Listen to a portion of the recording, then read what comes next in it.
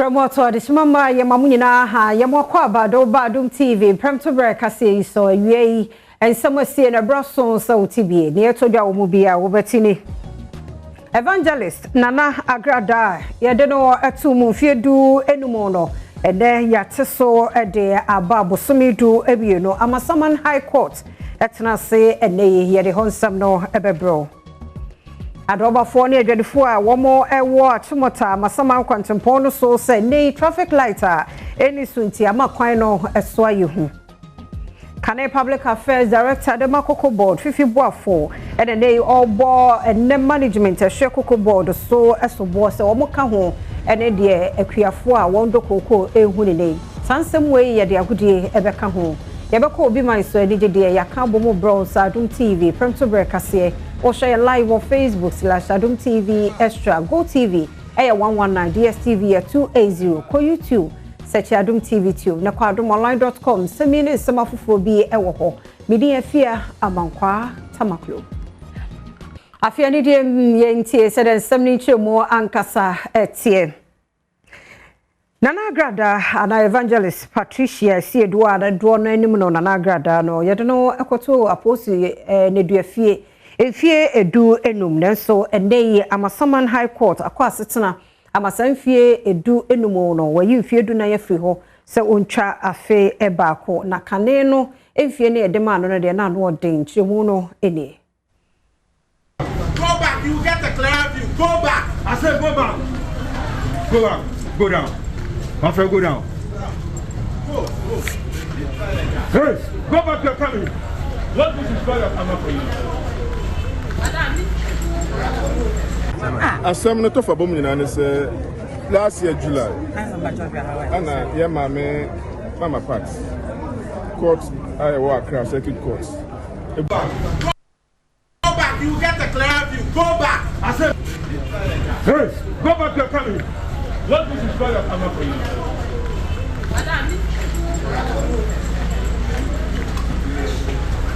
Asam no to for bom nyina ne say last year July ana ye mama part court I work across circuit court ebuane for or charges be home ana or the 15-year detail imprisonment at no so asam ne ba no na entino it nti yenso ya appeal the di appeal no ho akonyaba and the judge ne say maame no fobo ayebu no circuit court no de wajitu ne momo no asotwe de to no so 15 years no de edoso no nti we twa 14 years ago.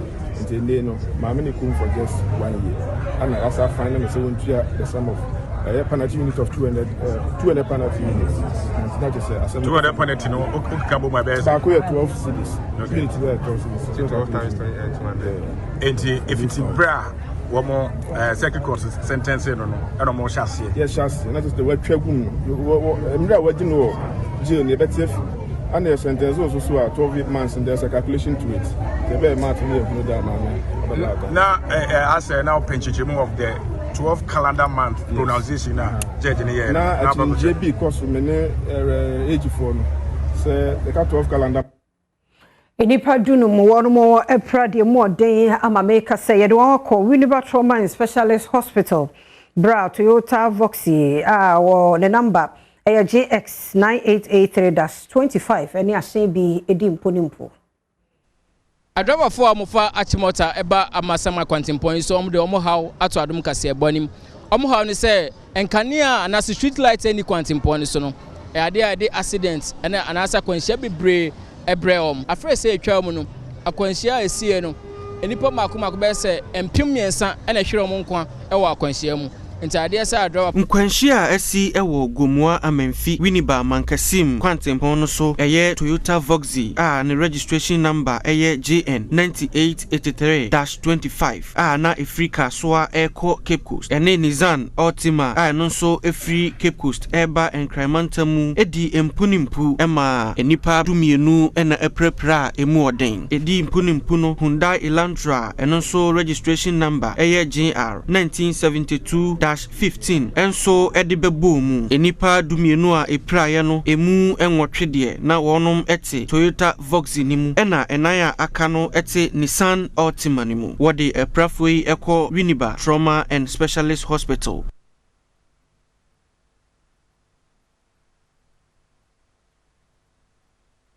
Entwaso na yenko yensan fofromu na drobafo ene adwadifo a wo mo achomota amasaman kwantempon no so no ono se san traffic light any wonti ama ekwan no eso ayehu adrobafo amofa achimota eba amasaman kwantempon so omde omo haw ato Adom Kasee ebonim omo haw ni se enkania na street light any kwantempon so no ade accident ene anasa kwanhia bebre ebreom afre se etwa mu no akwanhia esie no enipa makoma be se empim miensa ene hwere mo nko e wa akwanhia mu ntade se adrobafo ne to abanyanim se amonhwe no munye bibi mfa wona akwanhia bebrebe ese oman mu no esonte masa enye kula enye betumi kwa kwa bi na ka bi kwa sese ohu do nya ka fo bo nwa so kwa na ko bom ande ya ka mo enye kula ene ko na ka enye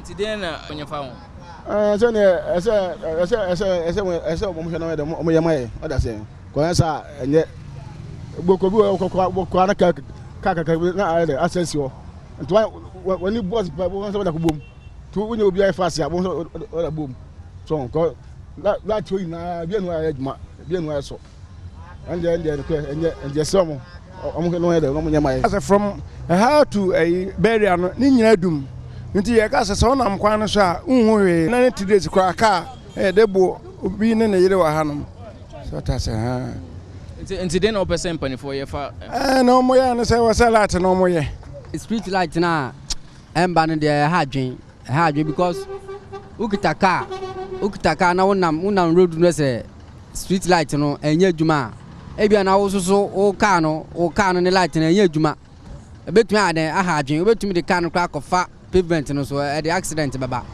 wow in the street light ne de yesra ban so me hwe no mo yemaye wo driver at least say utumi light no utumi shine lines ne ada pavement no mo aye no ba light ne so na say we driver na woni ai oninu enye ye utumi ni accident say aban no ohwe no boy because car ta boni pa opokwa foot brake ha pa interchange ya no enu wachi no ade adwadefo mo kwantempon so ebi ni Adom Kasee atwetwe nkomo adaroma ya papa mama mesrao ya light we ni popo ase ne de amanya nto ade o obia so ne ne ma na ye de akofie nti ampa ache light na eboye pa boye na omonye ye light na maye street light na ko off no say to ade akrofo ti mi ba ye so oba ti se mi se amenkwa meti ya no se wutwem a ojina on chano de ade na esi wonfi na wo se sa de wo nyina na ode ko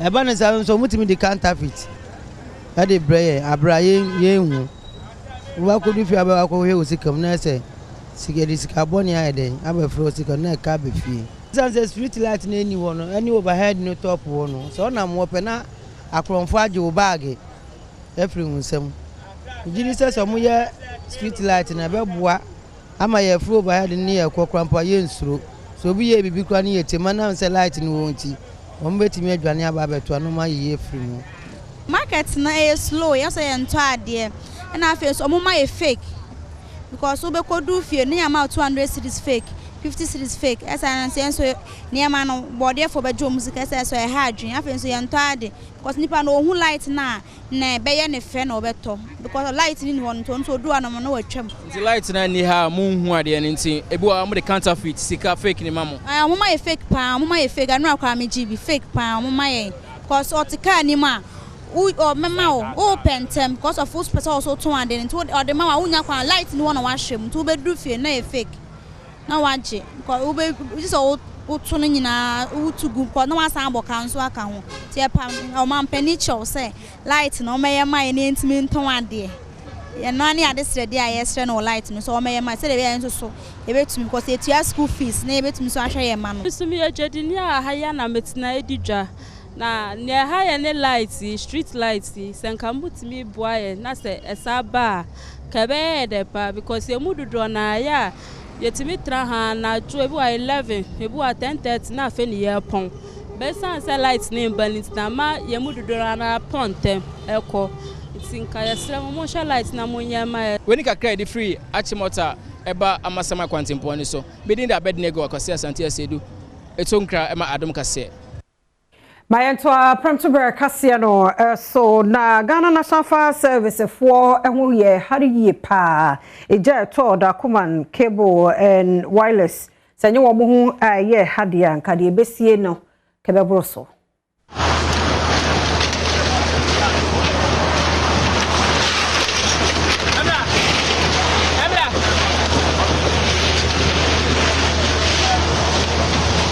Ghana National Fire Service eni eyentempa ma ejebi ma no so ewoda koma cable and wireless eno eben waterworks won mutumi edru wontempa eso eja ano ama amfo ye ni bia amba we see industrial area won mo fire station ho mo ena won mo yentempa wa bra na sima edu no ba kwa ba pa no mo won mo kopi ho mo ema eja eto wooden structures awodo bi mu won mo ema ano ebrase won mo esenya reinforcement defeat suman enya eni abelimpe fire stations ma won na ebidu wo wabra na enwumre no nso aba wono so beboye ewo ejadum no emu a ene mu kasede anyade se atoyenchim bia esie na so bibiara ho ekan ewo se ejayi emu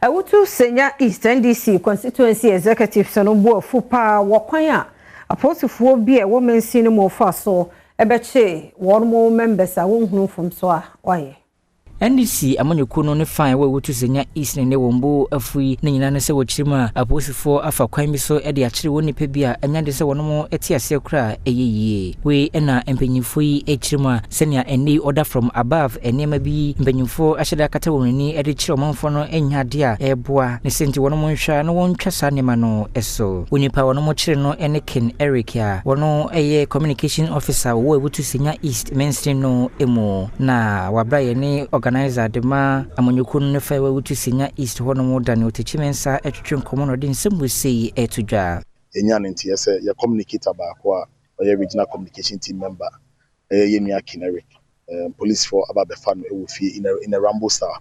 He said no, it's wrong. So finally we met at the division and normal pay cell we kwan over na ato. So we asked then aba no so you order from above. Me say na why your friend order from above no only 9 only sa only voice. So sorry they be order from above. You see the MP and then the dom ya boa mama we ni power ewie. Much a position mama ye bi constituency executives ye tie baby ye dwen ye ho. Mo obi am be use intimidation ba me kan yen hye. We are not cowards. Ye mema. Obi kan na sem. We all have two balls. When you want to push me to the wall, I will speak. Eno echi no manfo bia wono so kasama party we wotu Senya East hono mo enso ene awanewoni etwetwe nkomo no mo de nsem we sei etudwa. Ne for the first time ya win seat no. As a MP dey na wo say wo ye. Say problem bi wo ho kra as MP no e say u for bia ba together.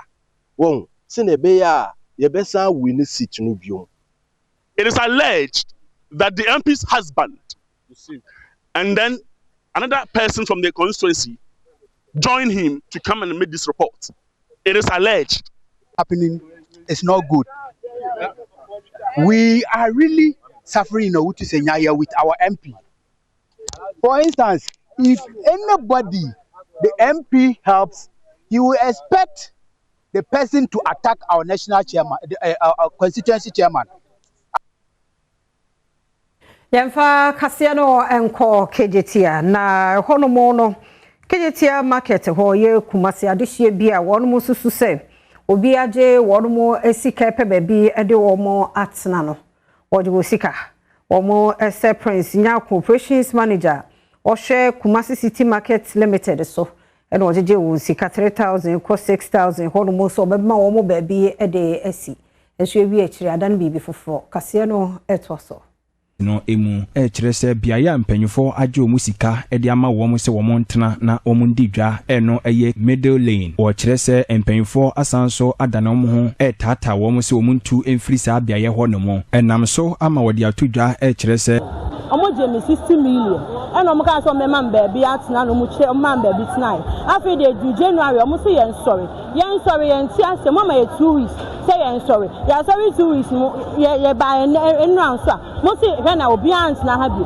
enzi 6000 ye nyina ko di loan e ba betina 6,000 musimu nya de mu first scan my idea any adin na mama yen san no so ada bi 2 weeks no so ya boom ya the respect amamo ya ko 2 weeks na ban so still na musimu nti ase any enti sa dia mu fa sika ya musimu first scan de bia so ya take it na nie 10 cedis ama mu chire chine mu kro mu cha take it ba wo cha 10 cedis no abitina wani na mo ton ade ya pa mo kro mo nko enti adia mama yen san ase dia ya hia sika ba Owura Isaac Opon ene di dwadifoi anim one Adom Kasee atwetwe nkomo ekire nsemu se omadi sika 3,000 ya share ramp ya kosi the end na nipa almost 400 ledua eye mmia no mama di animu agigi se scan de mo scan no eye mama bi eye Prince Ofori ani adi se scan koma ona ye operations manager e wo dwa receive nti ono ani agigi scan de koma Opanyina wo mo ebo no sobo Prince Nyakon a wo ye operations manager e wo Kumasi City Market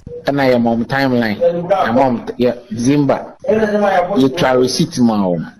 I'm on the receipt in the shoes so specifically from 15 December to 15 January 2026. 250 cities. Obiya trade, Obiya ya wese do honoma. Obiya be vacate. Obiya sanitize the animal. My Premtobre Kasee no so na young concern for Fromo. Ghanaian Public Affairs Director War Cocobod ye fifi boafo. Ene yi wo se mpanifo ene hwe Cocobod so won ye mfa so bommo won de ye hunu ye akuafo a won edokoko ehuni. Ene ma miensa. Okay. Mi de ba bisem de mate no ene ma miensa. De di kan the politicization of the forward sales policy of Cocobod. Petosumi and tokum bi ekoso Cocobod wo no eno ka ho bi etosomiensa bad prediction of the market or bad forecasting of the market. Okay, I don't know how no diaba mate one explanation there Cocobod in 24 council. It is the model, the new model starting 2024-2025 edito kuku no sa model no eno nti na critical problem the about also who say enye nokure say the same model was used in 2024-2025 the about model so one me report about number of questions. Okay, 2024-2025 no MPP handle from September to December problem we see. Okay, Dr. Randy Abbey and in management they handle the same model from January to September. What is here Kasee doing to Kuku? So why is it a problem this time round? The problem is that they forecasted wrongly. Bra was here to Kuku no, yanko to Kuku no. Ene Cocobod so atia ba bedroom pempen so a okoton Kuku no be boka. Into koton Kuku no. The model also expect to say utumi di sika no udi cocoa no ko o ship a the moment you ship the cocoa no now the hunkrata no ama your friend say nipa na onu to cocoa no me a transfer sika no di aba say ontumi mfa cocoa no mfa nko because okoton cocoa no be boka my so na yemfa nko apomuden mo na o doctor bi a wabene e wapomuden fam say ene wasantemantem mo no eye kidney yare ekoso nkoda ene empanifo nyina Nipa sa wa yade a yefe no potokasem se kidney diseases amane homen so ewo my konkon Ghana mu titiri ene asante mantemu enam so ama opanyina eba no yade yi eho ayarehwe a waben no akwadiri wo mu no ide ni dwumadie ewo Washington Specialist Hospital no ewo asante mantemu Dr. Osetutu akere ekwan a yade efa so ebe ni pedua mu a day kwa no you see like 20 patients on the machine. You can see how common it is now. Kidney no nyankopon ye ne say eyi efi any ade efi your body no obia wo mienu na ebetimi de wakwa ne bedroom baby no entimi fa anko bio na no una tika ka no abe bo se wona ase ni wanim ata peje especially anopa oni echi na wona ase bo se ata Johnson so kra emma papa e very scanty when you pass over the ade di kan poti pa high blood pressure etani BP wo BP no and diabetes as area and maneba and after pet herbal medication no pa no ye nim be free obi share bas man no ato bia ma ye ne anom and san hodo a abeba heba and science heba we won painkillers cause so much damage to the kidneys. Wɔkyerɛ kwan betumi afa so na yɛabɔ yɛn ho ban de afiri yadeɛ ɛho. Kidney yareɛ no ɛwɔ hɔ ɛyɛ preventable but early detection no ɛboa yɛnkɔ check up check your health, especially men and women above 40 years and above. We should be regular attendant at the hospital for our checkup. At least every year, you should go for a checkup.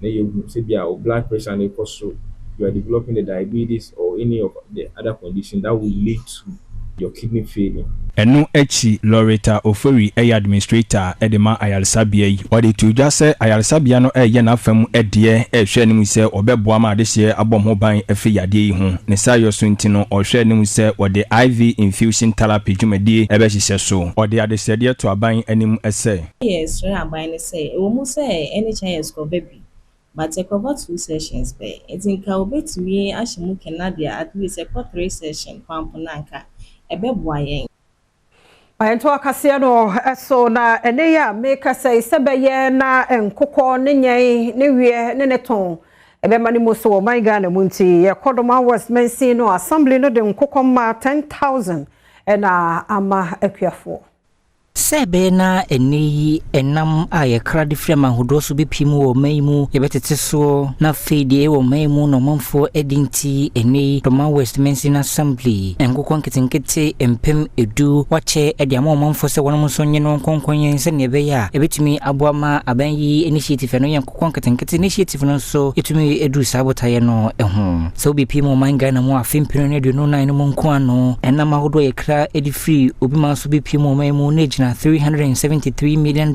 ya we ababema oman Ghana yatoso miensa so pe amanya wono mo ekra enampa ne dey wa wudi adanse ye se o hwedom a omo apuaba a omo pe nkoko ibi na iri adanse pefe se eyade a eye omo akoma so ade na omampeni aya ma omo no omampeni se na se at least what you ade ni bo hye so e be ko so asre se first face ya nkoko ya bai no ne samene mu kase no ye ba ba che ntoma no mako empimu bi na ama eye Doma West fo je ya ni gisem e ma ye sre se obi bia won sabe kan ko ebi no e be se so be hwekoko ni yie eye oman no sika na omanpendi kokra mo e bae awono monfo no so ensaka nkwankinkiti bi echene so ede ama aban wo and initiative awono de aba wono so kyese obaye won kakra ede abo masani so de hunu we sei etumi abemu when there was a non-communicable diseases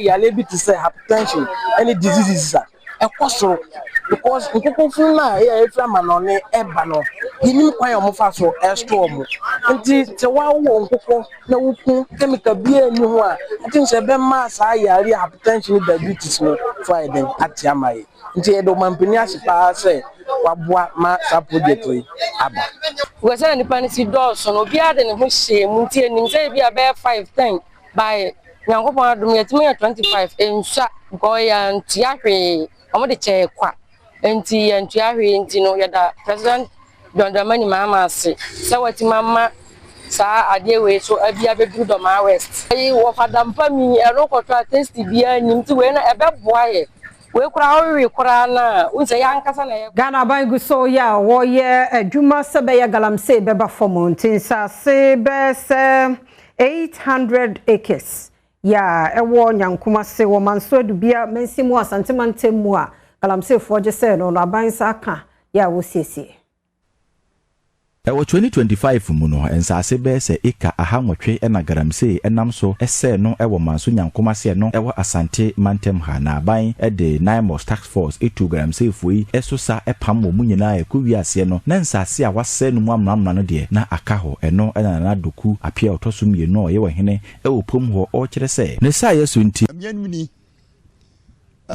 Galamsey ekun no yakubi this your bag na sin ekura no otunu wanamo a obre ye man report bibia so a obeye no ahifan wana ekoye yi bo ani di copy station a place for one so commander abo ye bo ha mi am timi fam baboa eko asase no so eko hwe na ibia ma corner office de bi akofo ma begum de bi o ya stop bi Abe enam enuadua so ene de kata saa Galamsey amnamna ensa asisu a wode saa adwumadie ahye RM Ecostofo nsa a wafi saa adwumadi na se ewo nyankoma se so afo ohwe omen yensa ase ho nsem bo anan ekupie ho kohwe adwumadie no na okire nua kropotia wo mu edua otoa ne nka se wo men ba bia Galamsey asensa ase ni nyina ban e de ato na koma pon se obedue nua yakata ni nyina eso aban onchi mining adwuma no enye se ochi o aban se ekwan papa bia ye fa so ayebeye ni yi a yense yensuo yense yensase no yenye ye select ha ye close to forest reserve there nso utwam wo ha na wo ye Ghanaian na wakoma kura ha and apart from that no na pipelines are gas pipelines are fetom it was a very critical area to reclaim. Adom TV Premtobre Kasee na uguso shed mampeni John Dramani Mahama se frine kure no nya de se Ghana magazine rosa na yede ebeko obi man so yankasa yegu ye hyehyɛ so sebeya ye besiesie no ha na so mfaso ne adodode ni nyina no ebeka ha. The other minerals too, we're insisting that they be refined and value added before they're exported. So manganese, we're giving a target. We're going to stop raw manganese exports from Ghana. They must set up the plant to process the ore and produce the finished product. Bauxite is the same. For bauxite, there's already a ban on export of raw bauxite. But we're pushing it so that we can put up the refinery, produce the alumina, give the alumina to Valco to smelt, and then export the finished aluminium products. My entwansam no eso na yegyina yenim se mampani Tondramani Mahama wa Zambia maino emu na wone mampani na hia won madi nkomo bebre de won sahye ntiase ahodo ase ben wotwe ebi ene sa mani mienu nyina obi abeko obi kroso a won hia se wo beje visa na bibi etesa emu ensem osofo a wo foreign affairs so Samuel Okudjeto Ablakwa edituda. We are prioritizing your smooth mobility.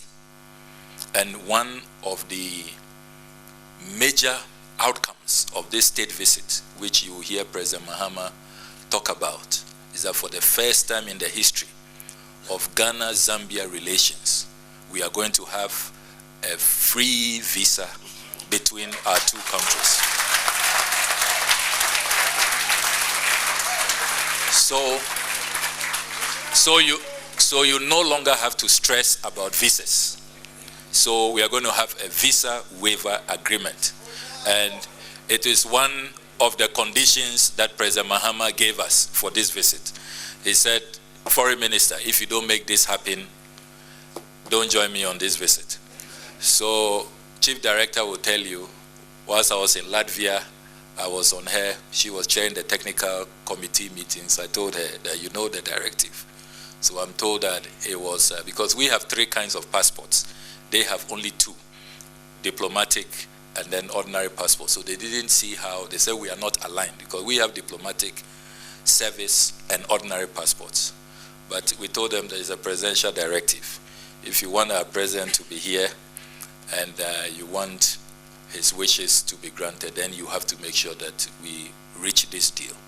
And at 11:30 p.m. last night, they reached out to their president and he said, if it's my brother's wish, I'm going to grant you. So we have the visa waiver agreement.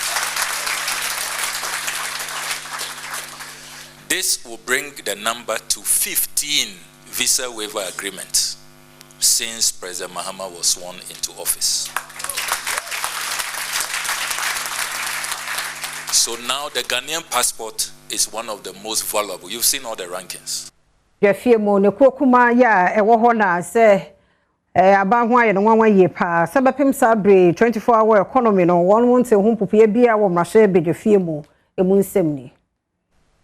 Adom kuma wa Ghana mrashebe fie ene akyese se na ebesi ene 24-hour economy eho enkrata mpanyimfo mfama medan mrashebe fie no eyade a we sei ha adwene wonomo ekyirimu a afini na wonomo atena bemu nanso nyade se show bia wonomo ehunu bi we no abra wonomo ne nsentrefo enya enkitawodi na ranking member owo economy na fi development committee so kodjopon enkroma ene wonomo etwetwe nkomodin simwesi etudwa.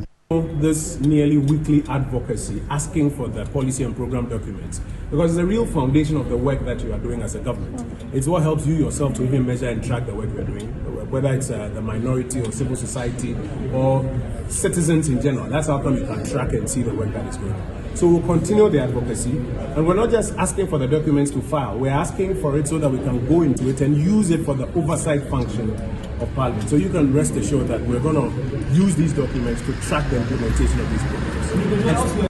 We know our wasa kasadia fa inflation and name penyufo na say abafom no na opon kroma san bisa say inflation ya abafom yi wo bisa o say asomonfo eti wo mbutumu ana isan say okokruma se na nema bo eti kane no sa na eti a ekamia yese omonfo krokro de jon ena ode ye wo no mo. That figure, I'm also getting a lot of messages from people who are saying that what they see on the market doesn't exactly correspond with that. So I'm sure when the government statistician appears before us, we'll have an opportunity to interrogate the data that they have and match it to what is really happening in the market. Many of your viewers and listeners, they buy from the markets, and they will be the best judges to tell us whether what they're experiencing on the market is 3.8% or not. But what could we have? Entwaso mensi mokracho wakwada so Eric Sibe na wade atudwa sa bansin kete se kwada so fonse kwano obey. Kracho no ana hwe kwada so mensi no eso ayonumnyamfo Eric Sibe ode atudwa ese aban egusu a wo yenhyehyeye se de be ya contractor wode ekwantimpon no efri kwada so ekopem ofuase wode ahye ne nsa se wonhwe na onsiesie nanso esan sika 70 watu na jeje mo no osanso ebekọ nachi na wakwakoto ne dwumadie eso wa abra aban krachi yi ene Adom Kasee twetwe nkomo no ena wo kyere se adehia wonom ete kwantimpon no so no wonom ebreye papa futuro edin yarwa hodo na ene de ebre wo mu enu nti eweso ye de obetimi biara sade be ya afimu aban betimi ahwe no asiesie kwan no ede ama won no me wo problem kase na sa problem no metu ho anamo atro ho letters e de call regional minister ho ba me ankasa nyame Adom next week we call director of highways ho na me na akwako din komo sika san no ndi ama contractor no sika na ho adwuma e na contractor na ye yo hwuma se to the Nchemboso to Achumatechima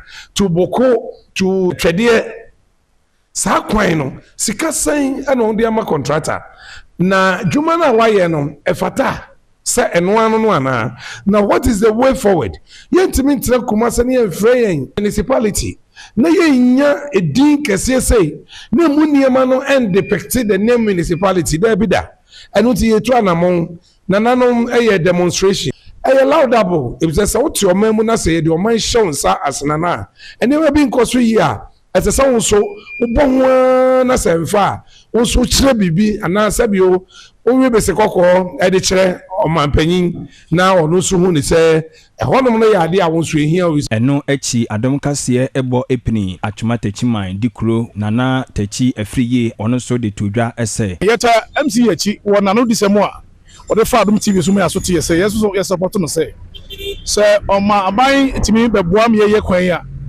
minim se de tie bia no mpanefo so de ofu bia pa na epia no minim se ne manfo mo ha nyina so bagina smart mi san se wo share bo no di so my manfo so wa so ebedi MC ni na ban so mo ba echi ade pa pote pa hia kese e wo ha se kwan to mu a minim se adwuma hodo aka nyina no ebe ba Premtobre Kasee na uso show Adom TV na media fia amankwa tamaklo. Also for show roads so ball from Mountain Central for abaso pa e wadwumaso a wono ye ne titu akwan ya wodo aban ye ne ne wonhu ye wo de ho nsamo tudwa ene titi ahodo a wode ma adehye wa aban nwuma mu no wani so for no ene hwe akwane kwantempon so ewo manyimu eni ebo ensentrefa wono ewo framantem no mu abaso ewo sene wono afaso eboama eni project ahodo a ekoso mantem no mu wonso ede to montin so manfo ehunu bie we eno de to just say eni ensentrefa bo adwuma pa esanse se wono amfa ensemi ama montin so a enya de manfo so ebi hunu enema pa abanyi eye de ahwese akwane abade ensem ebetimi akọ enkan na se totin ede amatememfo ene achenkafo enso Gavin Kwame Abuja ene ye wosoafo a ode nsem wosi etudwa. We want to thank the media for your continuous support for government in bringing out and educating our people on government policies and other things. If there's anything that you do not understand about what government is doing, approach us and we will explain. I also want to encourage you to make sure that you don't leave the contractors working on the president's flagship big push project and be chasing the politicians for information. We have shown you who the contractors are, what they're supposed to do. So chase them and ask them, why are they not working? If you were to be coming from Adom Bridge towards Hole right now, you will see some contractors working, some are not working. I encourage you, look for those contractors, ask them why they are not working. If it becomes necessary, as I said in the past, we shall terminate the big jobs from, sloppy contractors and give them to contractors that are competent to make sure that these projects are completed within the time schedule the president is expecting. There do so no ya Adom trotro prince also see do akwakopi mu awodome na make asempani for say yantwentwen so omambo ho asensen kakra ye mesi obi a ho de nti ama akobasa no also yetio trotro ene etwegum life ene de trotro no abepie mu ewo kole clote wo mo assembly na MC owo ho eye owura alote gezi e de atudwa se osu cemetery kwan bi anipa bi efa so ekọ ekosie wo mumu ebimu nso wo susu se omanfo etu emu ewo ho ehihye o amanfo bi edigu akwan mu no ya de moa enu nti no wo mo de eye tabo ato eye emusie ni so bosumi mienu onambo Adom trotro so ni ewo Adom TV so de nti na mo de sa bani ato cemetery ni so. Thank you so much for the time. We had complaints from citizens that grave area is being assumed or redig for another burial. So what we did was to follow up from the press and then go and verify for ourselves. Indeed, when we verify, we realized that that activity was ongoing.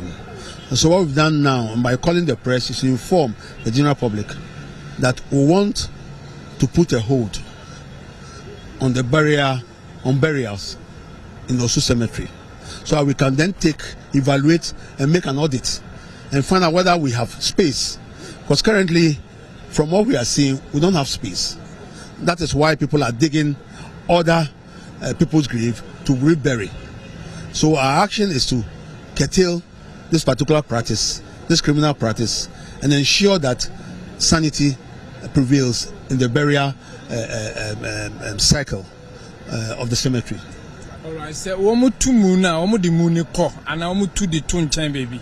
And we are unable to find any. Once in a while, you see skeletons around. Once in a while, you see skeletons. But then definitely when they dig, they will take the skeletons out because they don't want anybody to come and see. But where you buried your loved one, you go there, you see that place has been dug, and the tomb has been desecrated. Okay, so that's how we are able to see that is what they do. But they don't keep the skeletons around. Right now, MC HMA, woman Shishmu, na woman who say, woman for any disa in Samone, or chair baby, I'll be see, or chair baby, I'll be see a year with Bush and Uberqua, no man for a tutor, a year, a mono, a day few. Now, you have banny 2 months and a shall say feeder bang. If in there, banding in fin there, you must send cophobia permit. People had already come for permits, and that we should allow that window to allow the people to bury their dead. Now that we've issued permits, we cannot say we are withdrawing the permit. So we are giving a 2-month window to allow them to bury. After that, then we'll put an embargo and then do our audit. And then once we come out with the report, we'll all be understand or be happy what we need to do for the Osu cemetery. Now, more permit there, 2 months, you meet me see. But more money permit be any. No, and yeah, my permit be a bill. Yeah, my permit. The Americans say, yeah, my permit. Issuance of permits, you know, there. You put an embargo on it, but there are people who are done come for permit and they'll be burying their loved ones maybe in a month or 2. That will allow. Okay, but we're not giving any permit as from today. It's not a fee time I almost be see money pay you more permit na ban be jumana and a chassis. Ban a chassis in the sense we are not entertaining or we are not giving any permit from today. But those who already have permit will allow them to bury their dead. All right. Okay. Yeah, sure. Sending now Kasee muhusem se space in the war. Ana omanfui a tusana morning. This is saying she share ben a mo ya mo be share the kitty space a year ban a modia bay. Until Eddie can say ye be shemu. Ebia there are spaces within. And once we do finish with the audit, we'll be able to tell whether we still have space or we don't have space. But for people to be digging already buried graves, it means there's no space. But we want to do the audit first and understand that we have space or we don't have space. Then we can carry on with the work. Cocobod says space new and make up pass as you be before the cemetery no and answer that is not within our jurisdiction. We are Cocobod Municipal Assembly, and that is our cemetery. So once we ban the rest of work or probably burial by families will be taken by themselves. If they want to go out somewhere to go and bury, that's fine. But we are saying that it is full. We are not entertaining anybody to bury. Okay, so then they can go. But we are not going to look for any site anymore within, because anywhere you go, there's a municipality, and they take charge of the cemetery. All right. Ochema, a year woman, agent crata, a year permit, a woman person who could see woman addition. Watch us have one the omit me I could see. Nanso no woman ya fufra wo fie a wo person be permit ni sa for no entimi ma this assembly no ahwe amasa ohye no aye adwuma ma ma nhwehwemu ansana wo etimi etu anamon fufro eno na mebisa ne se koba ne se wo tu anamon na se cemetery wo se wa ye ma wo mekọ pass ase bia na wo kire se wo be audit na se wo mekọ so ahwe se eyampara se asase no kwan bi da baby anase sen. All right, honorable cemetery assembly ya woni ye ken eyade bi esida anase we ni first time a man for 80 cents morning. This practice has been going on, but then sometimes it's difficult because the times they do it, even the people who are going to bury are not able to tell whether somebody has been buried there already, unless you are the person who went to bury. And then you go to the cemetery, you see that this place, I've buried my loved one there, it has been that. And that's the reason why when we heard the news, we said, let's go there and make verification. And true, when we went there, we realized that that practice was ongoing and we needed to put a stop to it. All right, what will be before for Adom Suni? What we are telling citizens is that the cemetery is full. We are trying to take an audit. And once the audit is done, we can allow people to start burying. But if there is no space, then we have to put a close and then clean the cemetery and leave it the way it is.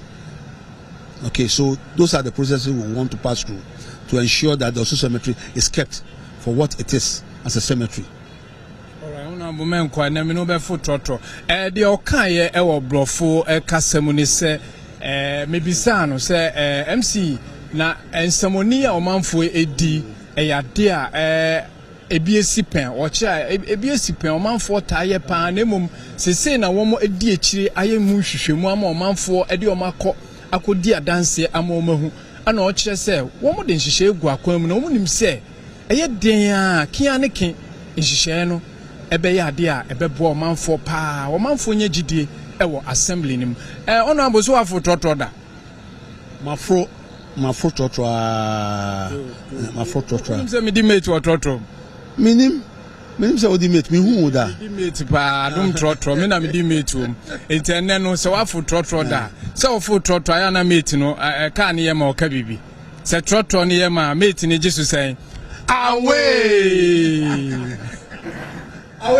Awe Prince so say do na yetene nka no. De do so no eye Premtobre Kasee. Kasee do body.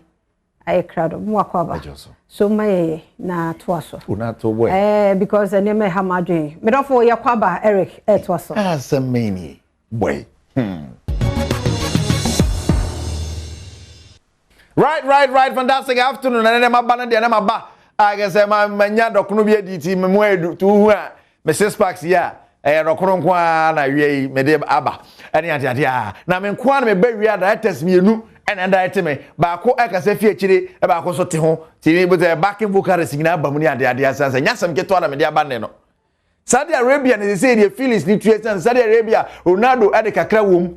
Eto mo maka nyina stadium ho agimu anya ize. Me no ka say Karim Benzema afi eye Itihad kopie mu ewo Hilal. Na se na no mumfa Benzema ni agro no yase fans ni bia nya broken heart. O Saudi Arabia moto mu. Broken heart abam. Me ya hu say aba maka country manzongo. Broken heart abam. Yes. Na fans no astarte shit. Owo house oye portrait edit etare ni dan mu ni ade. Eto almost started shishi Benzema ntari omutoto ye jesi na otimu de player ba mo ha mo pese player no o move ko ba bia mo pese player no move ko ba bia eti we mo shi we na bodan ho e wa ne buafu no a wire to form kunkro no ye jesi na fim no ai ne portrait dia shem no a pajatum eh enya sa bieto na iti had the team na ngolo kante film ko Turkey na ngolo kante do Turkey no. Come and see. And near more chairman so all through me who sikenia.